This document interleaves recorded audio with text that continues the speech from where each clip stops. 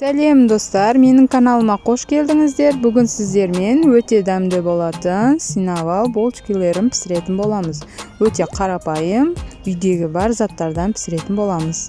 Үстіне мен сироп құйдым, немесе сіздер сгущенка құюларыңызға болады. Толық керек заттарды төменге жазып қоямын. Алдымен ыдысымызға суды құйып, үстінен қантымызды саламыз, және де аштығымызды саламыз. Менде құрғақ аштығы және де ванилинді саламыз. 2 жұмыртқаны салып араластыратын боламыз. Жақсылап араластырған соң ұнымызды саламыз. Кішкене ұн салып алып, біркелкі араластырып аламыз. Ендігі кезекте еріп тұрған сары майымызды үстінен салып, жұмсақтау етіп қамыр илейтін боламыз.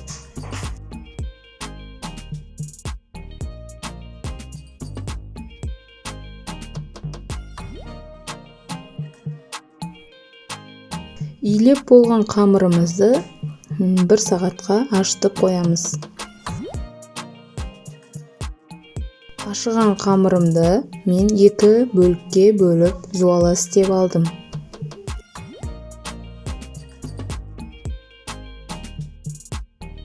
Осылай 2 бөлікке бөліп болған соң жұқалап жаятын боламыз.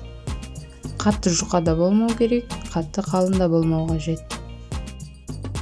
Ішіне сары майымызды жағып, біркелкі жағып аламыз.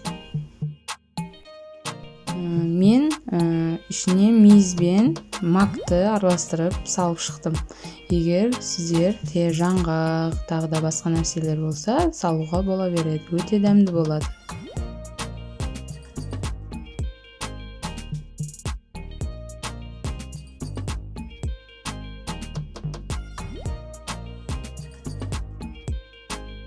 Осылай орап шығамыз. Және де біркелкі етіп, бір размерде кесіп шығамыз.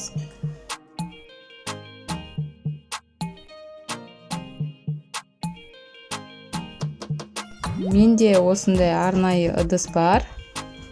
Егер сіздерде болмаса, жай ғана листке қоя беруге болады. Ештеңе етпейді. Үстіне бір жұмыртқаның сарысын әдемілеп жағып шығатын боламыз. Жағып болған соң 5-10 минутқа қойып қоямыз. Тағы да болчкилеріміз көтерілетін болады. Одан соң пешімізге сала беруге болады. Мен 30-40 минуттай пісірдім. 180-200 градуста. Міне менде синавалым дайын болды. Өте дәмді, өте керемет, өте жұмсақ болып шығады. Өте қарапайым, аса көп затты қажет етпейді.